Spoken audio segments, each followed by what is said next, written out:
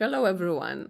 My name is Ania, and I just want to welcome all of you in my own program, Coffee with Ania. Today, my guest is very special, and I will be honest with you, I was waiting for that program so long and so exciting because I was doing little research about you, and I think so. Your history will dangerous. be very interesting. Hello, Stefan. Hello, it's a pleasure to be here. Thank you so much for having me. The pleasure is from my side, actually. You are a singer. Yes, I am indeed. Yes. Yes, I'm a singer, songwriter, and pianist, and I'm known to play the guitar and other instruments as well. As the most recent instrument that was, I think, introduced to the world was the drums. But we maybe move slowly for that part. Yeah. You are very talented and very creative because you do like a lot of different things. I was trying to check everywhere actually about you and find it something different. And when I just put What your did you name, find? I find it like actress. Songwriter and the makeup artist, musician, model. There was like a whole long. Now we take hold on now with the model thing because Why not? I saw your picture. They are very good, and probably like everyone will like it. Believe me. I didn't put up model myself. Yes. I never wrote that myself, so that was somebody else. I can assure you of that. Okay, but you are good like for model as well. Why not? Well, yeah? I could model certain things like coffee maybe or something, but You born in Romania. I was born in Romania, yes, in 1990. I was born in Satu Mare in the north of Romania, the very, very north of it, nearly, in fact, on the border of Romania and Hungary is where my original family were from. So I was born there, yeah. But you are Irish. I'm With the heart. I'm as Irish as can be, really, yeah. Well, I was born there and I was adopted. Yes, I heard Yeah. that. Yeah, actually, I met your parents, and they are like both amazing people. Like for me, it was really something impressive what they are done, and I think so. Absolutely, Like your mother is wonderful woman. How you find it that like you are from Romania? Because of course you was a little baby, yes, 6 or 8 months, yeah. 8 months, yeah. 8 months when you came to Ireland. I always knew, really, that I was adopted. There was, as I kind of said before, that there was never really a stage where I was told you're adopted. You know, there wasn't any kind of surprise. There wasn't anything big like that. It was That's just very good, actually. I was always notified of it. I was always, so it wasn't a big shock. I think I used to go around when I was younger. I must have been about maybe 6 or 7. So I was told. I used to go around telling everyone, I'm Stefan, I'm from Mania. As I couldn't say Romania, so I'm Stefan, I'm from Mania. And I would tell everybody this and they couldn't fathom it or understand it. But I did feel myself, I will say that I did feel myself that I was different in a few senses of the word. I felt I looked a bit different. Just from noticing, noticing all my friends were very pale or they were white. Well, in contrast to me, they were. Yes. And I looked at my features didn't look exactly the same and, different small little things. So like that, but I knew. I knew that I was this country called Romania, which I hadn't a clue of. But still, this country called Romania that I was from, adopted, which I didn't understand what adopted meant. Yeah. And that's kind of what I knew as a child. That's what I knew, and I was kind of happy enough with that. There was no questions really that were raised. Do you know what I mean? Yes. There was no. I didn't have any questions because I just, at that age, if you're told something like this, firstly you don't understand it. Exactly. So you, as any child would, if they're told something big, they I guess they kind of blindly accept it and move on. Whatever, it's not a big deal. And then as you get older, you kind of start to. It hits you a bit more, and then you kind of start to think about it a little bit, and Probably in the different way, actually stage of your life, you think in different way about this. I guess I didn't start to think or ponder or question anything until I was at least about 15, which is quite a later age, because I still was in that blind acceptance up to that point of, yeah, you know. And it seemed to be a kind of a conversation starter as well, you know. Oh, you're from, you know, oh yeah, I'm from Romania. Okay, yeah, it's cool, isn't it? You know, I'm from a different country, I'm exotic. You know? I know. Oh, tell me more. Do you know what I mean? It's the same like someone say, oh, where are you from? Yeah, From Poland. But they expect an accent. Yes. You know, they expect me to talk like, you know, Romanian. You know, they expect me to talk exactly like this. And, or Russian or something. You know, they expect this accent to come out. Exactly. And it doesn't. And they're, oh, you're weird. You know? Oh, thank you very or much. You're different. I'm like, oh, yeah, thank you very much. I know I'm weird. It's a blessing. But anyway, I didn't start to think about anything like that until I was about 15. Yeah. And at the age of 15, I kind of started to question, because I tell you, I only started to question things because questions were coming to me. You know, where exactly are you from? And I was thinking, oh, I don't know. You know, where's your parents? Oh, I don't know that either. And I kind of felt a bit clueless. So I started to kind of trying to work things out in my mind and in my brain, you know? So that's what happened, yeah. When first time you went to Romania? When you decide actually you want to going over there and check? There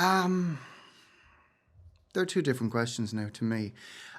When I decided and when I wanted. So when I wanted to go was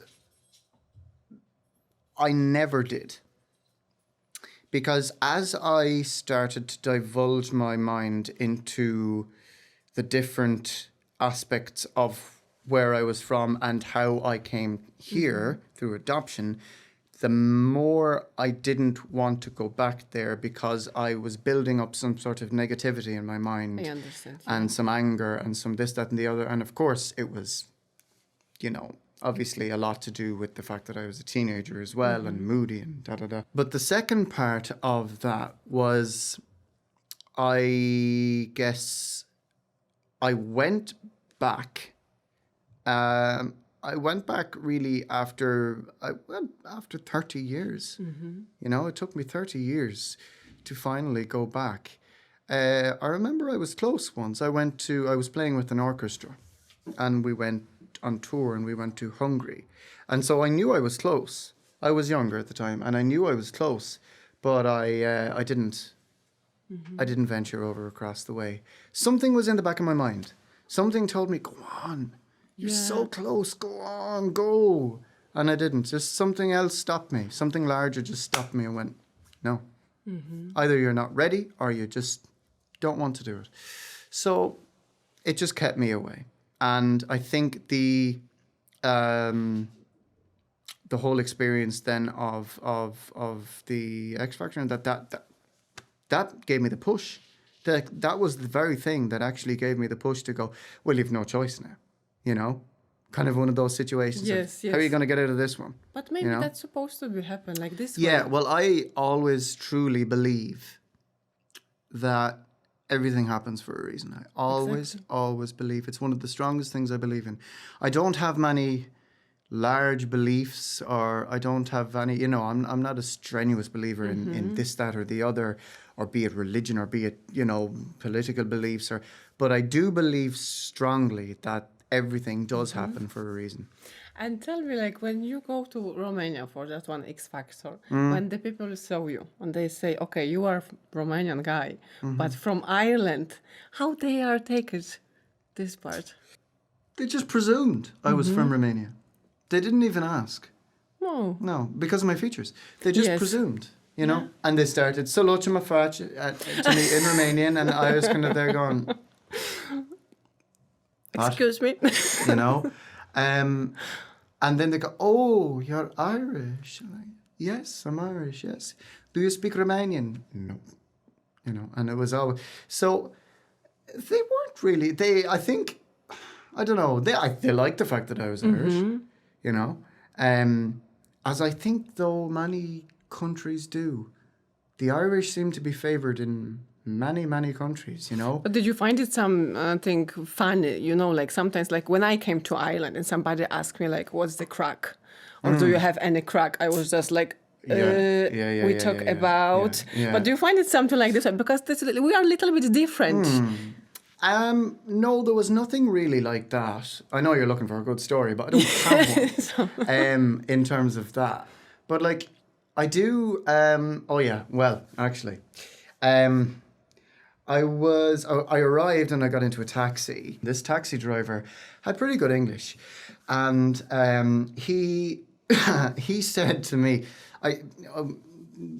where are you going? And I said, I'm going to such and such a hotel that I was staying in. Okay, we drive now. I said, yes. I said, maybe you drive. We don't drive, you drive. Yes, we drive. Okay, we'll all drive. So we all drove, and they drive like I know, it's I the was in last Romania. day on earth in Romania. Rules don't apply. There are no markings on the road, apparently. People don't even apply. They just drive like lunatics. And I was kind of just holding on to the seat as we were going around the corner. I was terrified, you know. And then we just stopped at a traffic light. I'm surprised he even stopped. But we stopped at a traffic light. We all went forward and then back. And just cool. I was like... And as cool as a cucumber, he just kind of looks back. You are okay? And I'm like, I am. Yeah. I said, could you slow down? I wasn't driving fast. Oh, you see. No, I wasn't driving That's fast. actually a good one. Yeah. And I said to him, I said, why do you drive so fast? I wasn't driving fast. No, I drive slow. I drive. Others drive very fast, but I drive slow. And I said, right. I said, well, I don't want to see how fast you can drive in that case. And he said, it's okay. If you die tomorrow, this will be a good story. Do you think the Irish people, they are good drivers? I mean, I've been to France as well, Paris, and they drive exactly the same, you know? So the Irish, yeah, they're quite vigilant drivers and diligent drivers in concern to over there, my God. But that was one experience anyway. But no, the people themselves, I think, they are... they weren't what I was expecting. I was expecting something in my mind, I guess, something that I'd built up in my mind of this image, you know, of Romanian people and so on and so forth. And that image was they were quite brash and they were quite to the point and they weren't at all, you know. They were actually they were lovely people, very inviting, and that's the truth. They were. If they weren't, I'd say it. But they were. They were very much so inviting and lovely, and they didn't. The one thing that's very different, though, I found was the sense of humor. I have a very, very different sense of humor in regards to them. Probably like English humor. I have the English, British sense of humor. I have a very either light or very dark sense of humor, kind of a sarcastic sense of humor. And that's so Irish as well. And it is, yeah. And they, nothing. Yeah. No, nothing. Yes, it's the same like in my country. If I say some jokes, which one we use here, someone will tell me like, "Are you alright?" Like, no. Yeah. But definitely it's Okay, did you meet some people which one they really stay in your head in Romania? Yeah, yes, I did. Yeah, of course. I met some of the contestants, obviously, and they were amazing people. Now, I have kept in contact with 3 contestants so far. Elvis is one contestant who I would be best friends with. Elvis, Salitra, Nick Cascaro, and Monique, or Monica. And they stood out for me. Those people they were just incredible people. Monica is Romanian. She lives up in Transylvania. Elvis is Romanian as well, lives in Bucharest. And then Nick is Italian. So Firstly, it was incredible to meet people from different countries there. But Elvis and Monica were, I think it was their kindness. I look for that. And I look for kindness and sense of humour. And I think it was their kindness that really impressed me and that got to me and touched me. And I felt that that's hard to come by. I think it's easy to come by kindness if it's gift wrapped. Mm-hmm. So that's easy to come by. Everybody has kindness. A lot of people have kindness and it's gift wrapped. You understand? It's wrapped up in a bow. So it looks lovely. But if you then untie the bow, the real person is underneath. Mm-hmm. So that's easy. This is how I see it anyway. But to have this naked kindness, this open kindness is something very rare. Because you know that person doesn't have anything else underneath. There's no unraveling, there's no unwrapping. They're just that nice. They're that pleasant and they're that kind-hearted. And for me, Elvis was that, Monica was that, Nick, So it was incredible to... That must be very exciting, actually, to be a really of something like that. It's X Factor. Yeah. It's not just... Oh, yes, look. It's just like oh something my God, huge. The X Factor experience itself was just insanity. I saw the episode. I think so yesterday. I was looking for that. You saw the boot camp episode? I think so. This one, when you play my favorite song and you just change from the piano to the drums. In the Air Tonight, yeah. Oh, God, yeah. I love that. Yeah. That was impressive, actually. Thank you very much. But how the music came to your life? How that was started? When you was a baby or someone show you some instrument first? God. Do you remember that moment? Oh, no, I do, yeah. Just how long is your show? I mean, I was very, very, very, very, very young. I was about 5. And... from what I've been told is that there was music on the radio, and I started to tap or beat to the beat, and it was exactly on the beat. There wasn't even a question of it being on or off. It was exactly on it. And then I began to sing, and I was singing on pitch, and I was able to pick up lyrics almost immediately. So I'd listen to a song once, and I'd never need to listen to it again. I'd just have it. And so therefore, I think my parents kind of looked at this and thought, jeepers, this might be something, So I was brought to lessons, and I was brought to different teachers who would evaluate me and say whether I was, good or not, or whether I had this talent. And everyone obviously all the teachers had very positive things to say. And so it kind of worked from there. My first, by the way, I haven't told a quarter of this to any interview that I've done. So you're getting it all. Good. This is what I'm expecting. Okay, so there was actually one time, it was my first time ever on a stage per se. Now it wasn't a stage, it was in a church in Wexford, right? And I was in this church, and I was about 5 or 6, and I don't know what the occasion was, but we were paired up. I was paired up with somebody else, a much older boy, and we were to sing "Silent Night" on the altar. And so we got up, and obviously I knew it, but this was my first time in front of anybody. And I distinctly remember not being nervous. I just wasn't nervous. There wasn't even Yes. I just wasn't. I was going up there, and I was going to sing this song, Come Hell or High Water. And I went up there, and he was beside me. And he stood there. This was videoed, an old video camera. This was videoed. And he stood there, very stoic. And he was singing, Silent Night, Holy Night. And then there was little me beside him. And how can I put this? It was the most unsilent, loudest night I ever sung. So he was there, Silent Night. And everybody in the church was, isn't that lovely?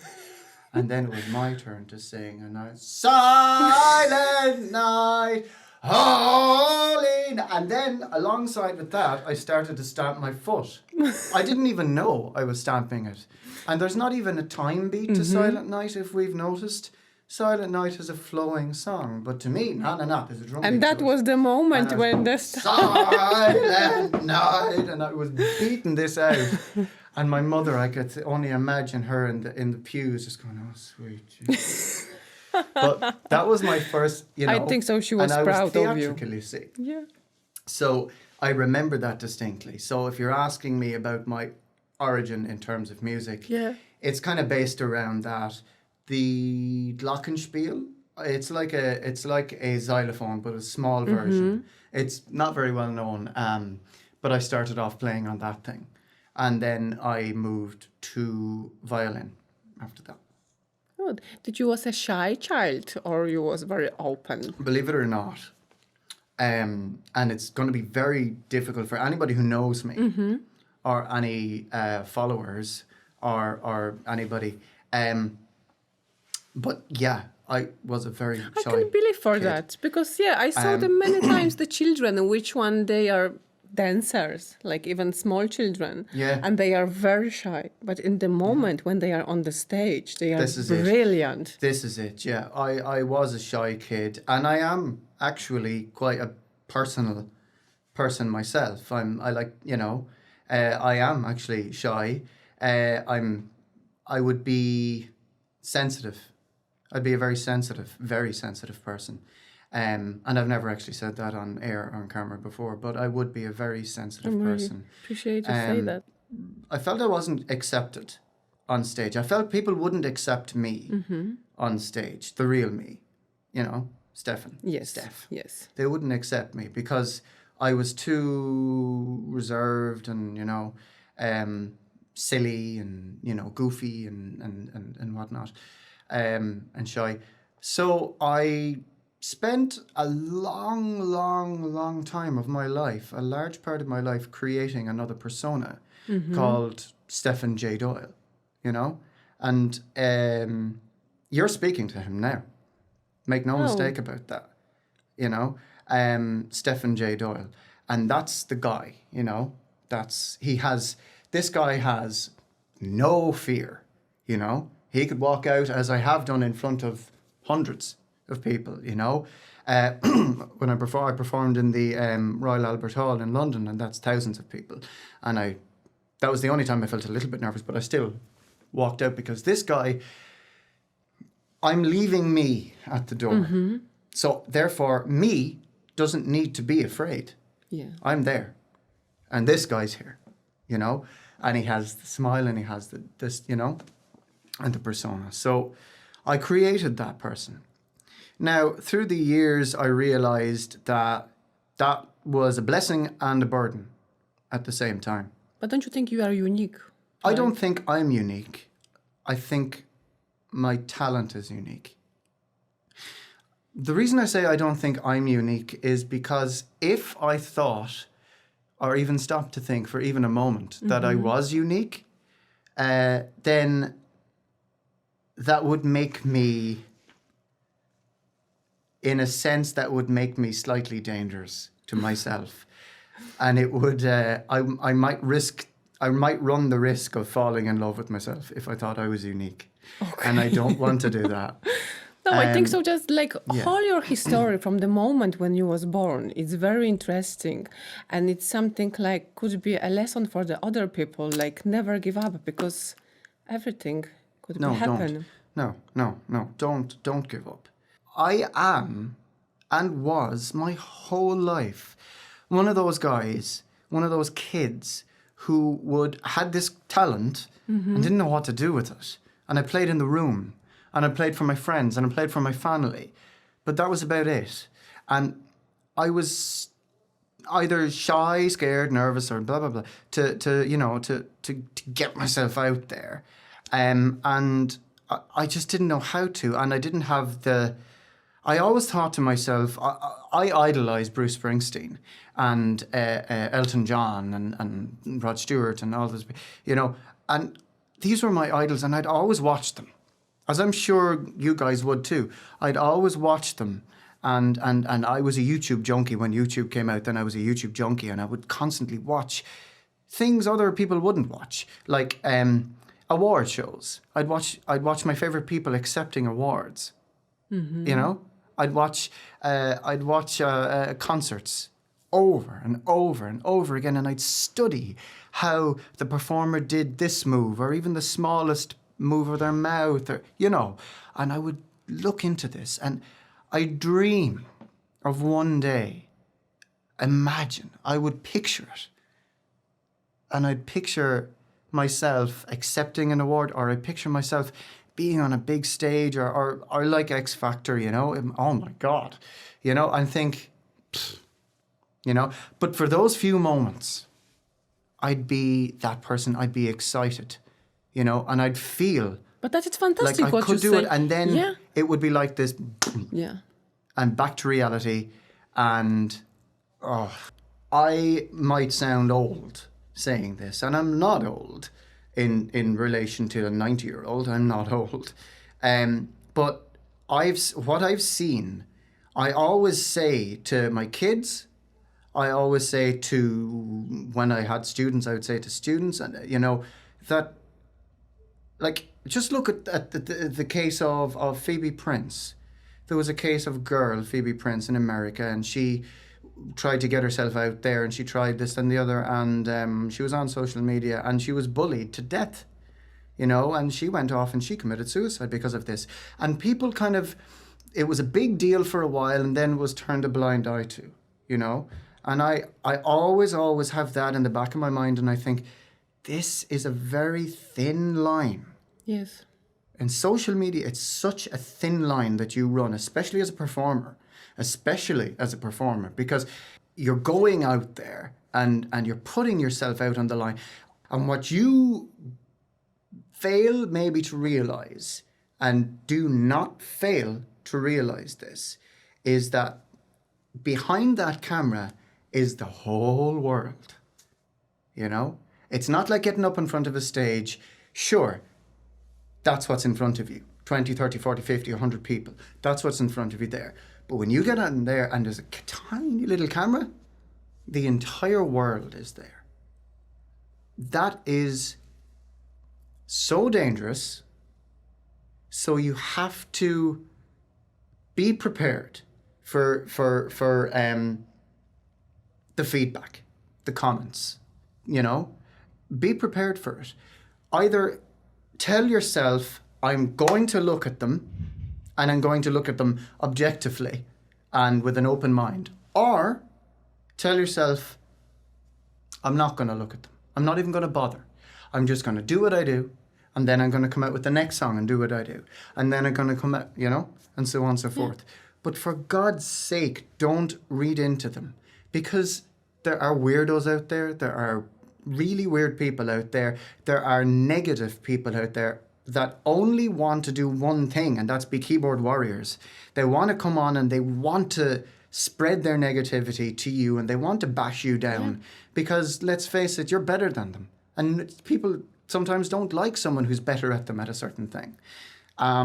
So, I mean, I don't care. I had a look at some of the comments underneath some of my... Oh, exactly. This is something really like... And I quite enjoy... Yeah. Oh, I do. Yeah. Most of the comments are, I must say, thank you very much. But always will be someone. Like 90% of the comments are fantastic, and they're really, really lovely. And I really do have to really thank people for supporting me, and that you're just incredible. But there are some of them, and they're a bit obscure. I won't use some of the profanities or curse words that are used in it, but some of them are very odd, and they're saying, oh, seriously, does he really think he's a musician and he's this, that and the other? I love that kind of comment. I actually love it. When people, they're the ones that interest me. But don't you think they are sad people? Because I always, when I read something, even about myself, something that way, I say like, oh my God, like, I really want to help you. Because how sad you are if brave enough to write something if you don't know me. It's easy to be brave when you don't have to show your face. That's true. That's what I mean by behind that is the whole Yes. world. It's easy to be brave then, you know. I think just for any musicians listening or watching, just remember that those people aren't brave, you know. They're not brave. You're the one that's brave. If anything, you're far braver than they are and ever will be because you're the one that has put yourself out there. And I think I would commend you for that and say that you're just an amazing person for doing that, definitely. Can you play something? The guitar is not my first instrument.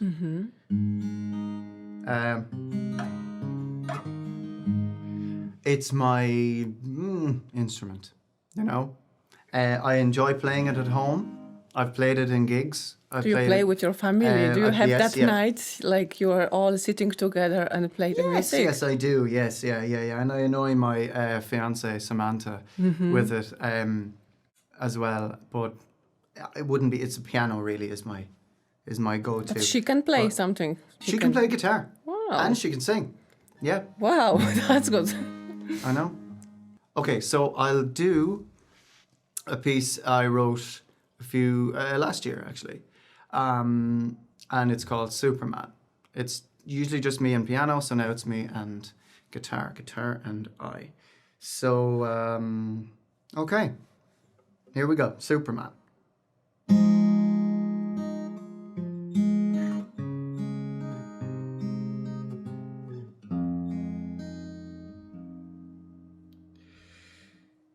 No one really ever writes a song about what is real.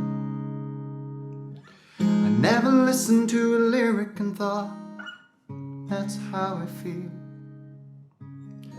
It seems I'm searching for a miracle in a desert of lies. But if a gift was really there for me, it was left behind. I wish just once I had a reason to be. I wish just once that I was listened to, then I'd be free. If I could fill a million thoughts in my head, full of ones that were good. If I could live while I started again, well then maybe I could. I could be Superman, I could be king. I could take the ones I love under my wing. And I could be the greatest this world's ever seen. I could live another life instead of living a dream. No one really ever tells you the truth. Is it all a lie? If I cut off my pair of wings, am I still able to fly? 'Cause I've fought and I've lost myself and I've wandered astray. I wish tomorrow would come because I'm so sick of today. And I wish just once I had a reason to be. I wish just once that I was listened to, then I'd be free. If I could fill a million thoughts in my head, full of ones that were good. If I could live while I started again, well then maybe I could.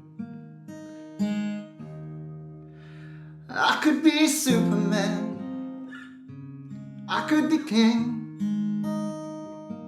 I could take the ones I love and under my wing. I could be the greatest this world's ever seen. I could live another life instead of living a dream. I could live another life instead of living a dream. I could live another life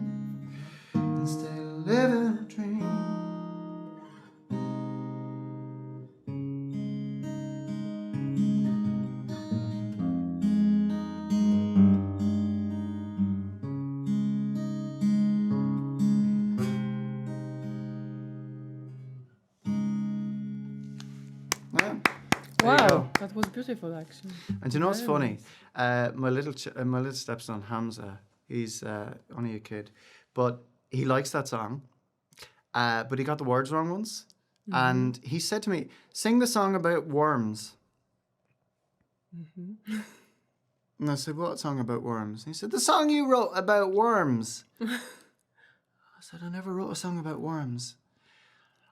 But there's a line in the song: "I could be Superman, I could be king, I could take the ones I love under my wing." And he started singing, no, it's this one. "I could take the worms I love under my wing." So I need to take worms under my wing. So that was the worm But it song. So still now sounds beautiful. It's the worm song. But thank you very much. Thank you very much. That was beautiful, seriously. I really appreciate you are just finding the time for me and you came here. No problem. And next time, if you came to Kilkenny, you have to visit one place. Yeah. Where is the Romanian chef, kitchen chef, and he just cook brilliant Italian food. The place is called the King's Mill in Kells. Okay. Definitely, we have to go there. Yeah. The King's Mill is one of the main sponsors today. And also we have a B&K car service and 4Motion garage. If you have any problem with your car, I hope so not. I do, actually. Yeah, you Funny see. enough, I genuinely do. So, whoever, what's the name of the Definitely. garage? B&K car service B&K, and I'll be expecting a 4Motion. discount. Right. That's brilliant. Thank you so much one more time. And I hope pleasure is so. mine. You can come again, maybe with your wife, actually with your fiancée. Yes. And we can just chat a little bit Sure, about I her would be because she delighted. is a very active woman. Very much so. Yeah. She works with Newtonic, which is an incredible company. And she is working. So look out for her as well. Before she will be busy, she have to come to me. Yeah. Yes. Yeah. Thank you very much. My Thank guest you so today, much. there was Stefan J Doyle, and I really appreciate for this is what you're doing for myself. Thank you guys, and see you next week.